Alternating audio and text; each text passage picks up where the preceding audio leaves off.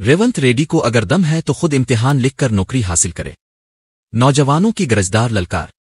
ये आवाज है इन लाखों नौजवानों की जिनके ख्वाब सियासत की बेहिसी में दफन हो रहे हैं।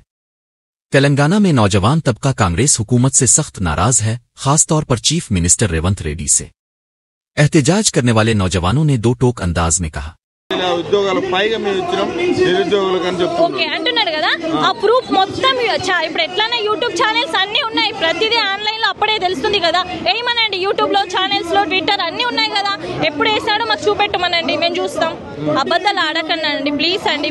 మా లైఫ్ ఎంత స్పాయిల్ అవుతుందో అది మాకు తెలుసు. 3 years నుండి మేము చూస్తున్నాం, 3 years నుండి. ఇప్పుడు 2 months అక్టోబర్లో వేసేది, మళ్ళీ ఇప్పుడు అక్టోబర్ గ్యాప్ ఇచ్చేసి ఎప్పుడు వేస్తాడో తెలియదు. కాబట్టి మాకు క్యాలెండర్, జాబ్ క్యాలెండర్ కంపల్సరీ కావాలండి. మార్పు కావాలనుకున్నారు, కాంగ్రెస్ రావాలనుకున్నారు. ఎట్లా ఉంది మార్పు? మార్పు ఏముందండి అసలు. మెయిన్ అంటే ఒక సామెత ఉంది కదా, అంటే ఏమంటే నేటి బాలలే రేపటి పౌరులు, కానీ వాళ్ళు పౌరులనే నాశనం చేస్తున్నారండి. ఇక్కడ ఏం లేదు, విద్యా సంస్థ డెవలప్ అయితే గానీ మన ఇండియాలో ఎలాంటిది డెవలప్ కాదు. మెయిన్ ఇండియాలో ఎడ్యుకేషన్ మోస్ట్ ఇంపార్టెంట్ అండి. ప్రతి జాబ్ कैलेंडर। रेवंत रेड्डी को तालीम की कोई कदर नहीं है, इसीलिए वो हमारे मुस्तकबिल से खेल रहे हैं।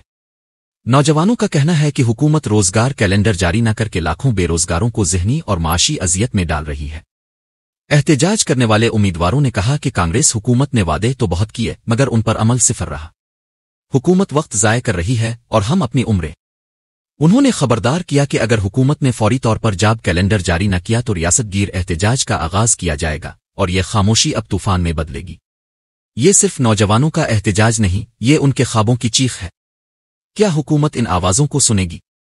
अब फिर उन्हें सियासत की गूंज में दफन कर दिया जाएगा?